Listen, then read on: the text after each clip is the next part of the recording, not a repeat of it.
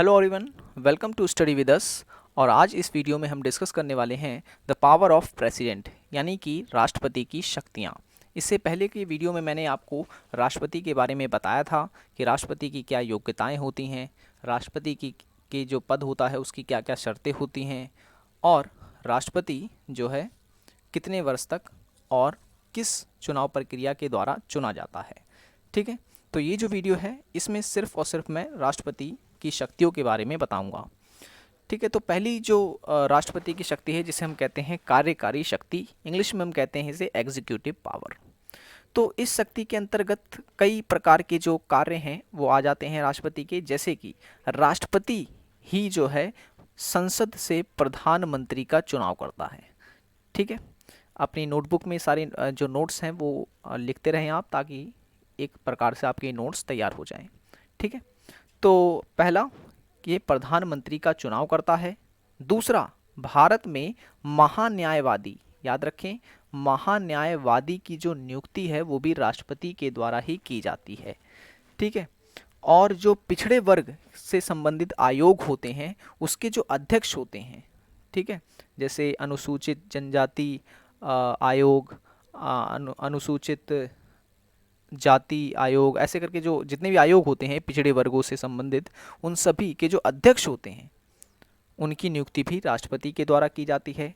और राष्ट्रपति को ये भी अधिकार प्राप्त है कि वह किसी भी ऐसे क्षेत्र जहाँ पर जनजातीय लोग रहते हैं उन क्षेत्रों को जो है वह अनुसूचित क्षेत्र घोषित कर सकता है। ठीक है, अनुसूचित क्षेत्र घोषित कर सकता है। मान लो कोई ऐसी स्थान है जहाँ पर जनजातीय लोग अधिक रहते हैं, तो राष्ट्रपति को यह अधिकार है कि वह उन क्षेत्रों को जो है अनुसूचित क्षेत्र घोषित कर दे।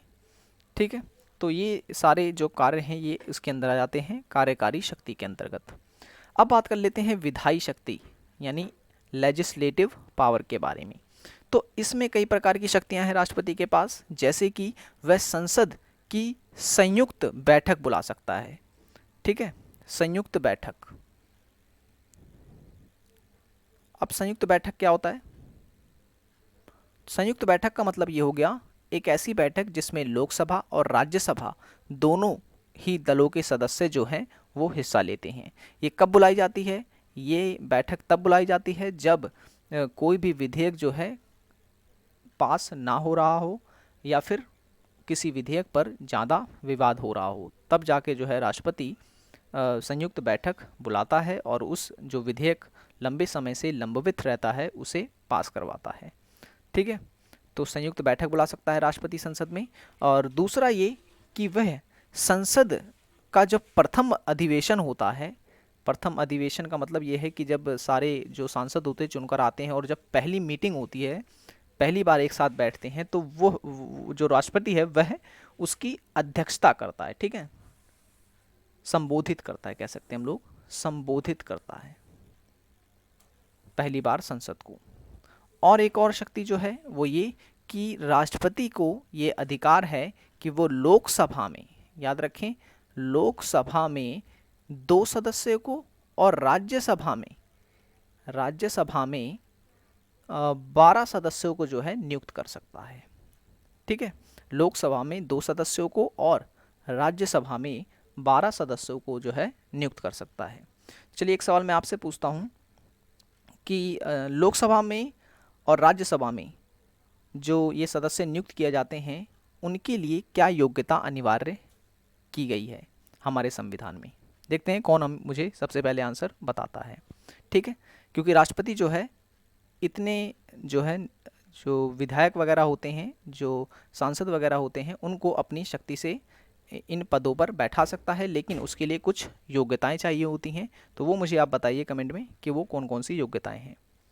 ओके, और राष्ट्रपति के पास ये भी पावर है कि वो संसद के द्वारा बनाए गए कानूनों को अंतिम मंजूरी देता है।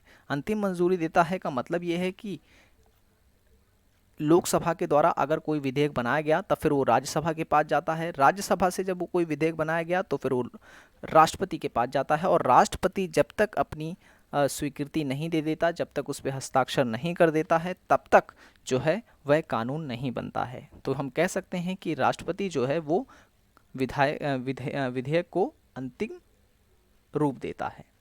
ठीक है। और संसद को अध्यादेश भी जारी कर सकता है राष्ट्रपति। ठीक है ना, अध्यादेश। अध्यादेश का मतलब होता है एक प्रकार का आदेश संसद को। ठीक है, जब संसद कार्य ठीक से नहीं करती है तो राष्ट्रपति जो है ये अध्यादेश जारी करता है, ये उसकी पावर है। ओके, अब बात करते हैं वित्तीय शक्ति। वित्तीय शक्ति के अंतर्गत भी कई प्रकार की शक्ति आ जाती है राष्ट्रपति के पास। जैसे कि अगर कोई भी धन विधेयक है, ठीक है ना, पैसे से रिलेटेड कोई कानून है, ठीक है, तो बिना राष्ट्रपति के मंजूरी के उसे संसद में प्रस्तुत नहीं किया जा सकता है। ठीक है, तो पहली पावर इसकी ये हो गई। दूसरी ये कि अगर किसी भी प्रकार का वित्तीय अनुदान चाहिए होता है, ठीक है, वित्तीय अनुदान, तो वित्तीय अनुदान के लिए जो है राष्ट्रपति की सिफारिश अनिवार्य होती है। ठीक है, बिना राष्ट्रपति के पूछे किसी भी प्रकार का अनुदान नहीं लिया जा सकता।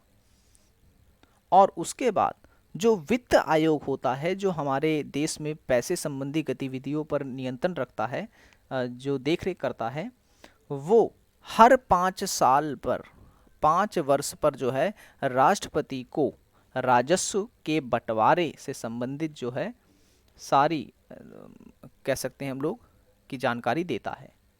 ठीक है, और हाँ बस इतना काफ़ी है। और न्यायिक शक्ति की अगर हम बात करें तो न्यायिक शक्ति के अंदर भी राष्ट्रपति के पास कई पावर है। जैसे कि राष्ट्रपति जो है उच्चतम न्यायालय का जो CJI होता है, यानी चीफ जस्टिस ऑफ इंडिया, उसकी नियुक्ति करता है। ठीक है, और राष्ट्रपति को यह भी शक्ति है कि वो जरूरत पड़ने पर उच्चतम न्यायालय का जो मुख्य न्यायाधीश होता है उससे सलाह ले सकता है। ठीक है, लेकिन जो सर्वोच्च न्यायालय का ये मुख्य न्यायाधीश है वो सलाह देने के लिए बाध्य नहीं है। ठीक है, यानी कि जो मुख्य न्यायाधीश होगा उसको ज़बरदस्ती सलाह के लिए जो है ज़बरदस्ती नहीं की जा सकती है। ठीक है, नेक्स्ट, राष्ट्रपति के पास यह भी शक्ति है कि वह किसी भी व्यक्ति के अपराध को माफ़ कर सकता है, और अगर किसी भी व्यक्ति को मृत्युदंड दिया गया है तो वो उसकी मृत्युदंड को सजा में बदल सकता है। ठीक है, तो ये भी आप याद रखें, मृत्युदंड को सजा में बदल सकता है, पर ये इतना आसान नहीं होता। ठीक है, तो ये शक्तियाँ आपको याद रखनी है। नेक्स्ट है सैन्य शक्ति। सैन्य शक्ति की हम बात करें तो राष्ट्रपति जो है भारत की तीनों सेनाओं का प्रमुख होता है। बिना राष्ट्रपति की स्वीकृति के ये सेनाएं अपने जो कार्य है वो नहीं कर सकती हैं। ठीक है, जैसे कभी युद्ध वगैरह होता है तो जो है ये तीनों सेना तभी कार्य करेंगी जब राष्ट्रपति के द्वारा आदेश दिया गया हो। तो 3 सेनाएं कौन कौन सी हैं तो याद रखें, जल सेना, वायु सेना और थल सेना। ठीक है, ओके, अब आ जाते हैं आपातकालीन शक्ति। राष्ट्रपति को ये शक्ति प्राप्त है कि वो चाहे तो अगर भारत में शासन व्यवस्था बिगड़ रही है या आंतरिक अशांति फैल रही है तो राष्ट्रपति देश में आपातकाल घोषित कर सकता है। हमारे संविधान में जो है अनुच्छेद यानी आर्टिकल अनुच्छेद 352, 356 और 360 में आपातकाल का प्रोविज़न जो है वो किया गया है, प्रावधान किया गया है। ठीक है, तो 352 के तहत आपातकाल, जिसे हम कहते हैं राष्ट्रीय आपातकाल, ये तब लगाया जाता है जब कोई बाहरी देश भारत पर आक्रमण करता है। अनुच्छेद 356 के तहत ये आपातकाल तब लगाया जाता है जब भारत के जो है आंतरिक राज्यों में विवाद हो। ठीक है, ये इसे हम राष्ट्रपति शासन भी कह सकते हैं। नेक्स्ट है अनुच्छेद 360 के तहत आपातकाल तब लगाया जा सकता है जब भारत में कोई वित्तीय संकट आए। ठीक है, तो राष्ट्रपति जो है आपातकाल देश में लगाता है और आपातकाल के तहत जो है लोगों के अधिकार जो होते हैं वो छीन लिए जाते हैं। और क्या आप मुझे बता सकते हैं कि ऐसे वो कौन से अधिकार हैं जो आपातकाल के दौरान नहीं छीने जाते हैं? तो ये भी मुझे आप कमेंट बॉक्स में ज़रूर बताएं। ये तो था हमारा वीडियो, लेकिन एक चीज़ और मैं इसमें बता देता हूँ आपको। एक और पावर होती है राष्ट्रपति की, जिसे हम कहते हैं वीटो पावर। ठीक है ना, वीटो पावर। अब वीटो पावर क्या होती है? देखें, अगर संसद ने कोई कानून बनाया, ठीक है ना, मान लो लोकसभा ने कोई कानून बनाया, फिर वो राज्यसभा में आया और राज्यसभा के बाद फिर वो राष्ट्रपति के पास जाएगा।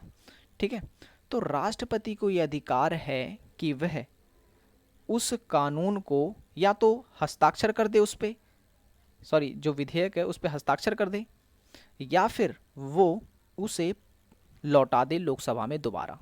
अगर राष्ट्रपति को कोई जो विधेयक है वो पसंद नहीं आता है, तो राष्ट्रपति को यह अधिकार है कि वह उस विधेयक को दोबारा लोकसभा में भेजे और कहे कि उसमें और सुधार किया जाए।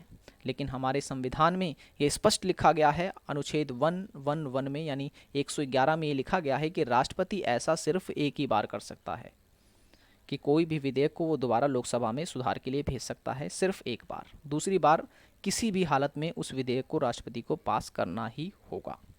अब वीटो पावर क्या होती है? वीटो पावर के तहत राष्ट्रपति चाहे तो इसमें अपनी जो स्वीकृति है वो सुरक्षित रख सकता है। सुरक्षित रख सकता है का मतलब ये है कि अगर कोई विधेयक राष्ट्रपति के पास आए तो राष्ट्रपति उस पर अपनी ना तो ना कहे और ना ही हाँ कहे, उसे अपने पास रखे। तो ऐसे इसे हम कहते हैं वीटो की पावर। ठीक है, ये 4 प्रकार के वीटो होते हैं, 4 तरह से लगाए जाते हैं। एक होता है अत्यांतिक वीटो, एक होता है विशेषित वीटो, और एक होता है निलंबनकारी वीटो, और एक होता है pocket veto.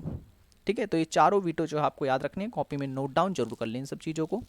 So I hope कि वीडियो आपको पसंद आया होगा। आया हो तो लाइक ज़रूर करें, और चैनल को सब्सक्राइब नहीं किया तो ज़रूर कर लें, ताकि ऐसी वीडियोज़ आपको डेली मिलते रहें। मिलते हैं नेक्स्ट वीडियो में। So thanks for watching this video.